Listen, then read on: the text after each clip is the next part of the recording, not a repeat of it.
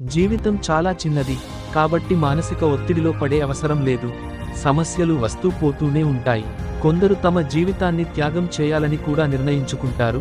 కానీ ఇదిగో గుర్తుంచుకోండి, సమస్యలు మీకు జీవితంలోని పాఠాలు నేర్పడమే కాకుండా మీ చుట్టూ ఉన్నవారి నిజమైన స్వరూపాన్ని కూడా వెల్లడిస్తాయి. బలంగా ఉండండి మరియు ప్రతి పరిస్థితిని ధైర్యంగా ఎదుర్కోండి.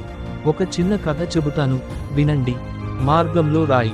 ఒకప్పట్లో ఒక జ్ఞానవంతుడు రాజు తన ప్రజలకు ఒక ముఖ్యమైన పాఠం నేర్పాలని నిర్ణయించుకున్నాడు. ఆయన బిజీ రోడ్డులో ఒక పెద్ద రాయిని పెట్టి దారి మూసివేశాడు.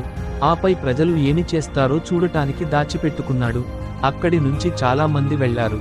వారు రాయి చూసి అసహనంగా ఫిర్యాదు చేశారు. రోడ్డులను శుభ్రంగా ఉంచలేదని రాజును దూషించారు. కానీ వారిలో ఎవ్వరూ ఆ రాయిని తొలగించడానికి ప్రయత్నించలేదు. కొందరు తమ దురదృష్టాన్ని నిందిస్తూ వెనుదిరిగారు. అప్పుడొక పేద రైతు కూరగాయల గుంజను మోస్తూ అక్కడికి చేరుకున్నాడు. రాయిని చూసిన వెంటనే తన భారాన్ని కింద పెట్టి దాన్ని తొలగించేందుకు ప్రయత్నించాడు.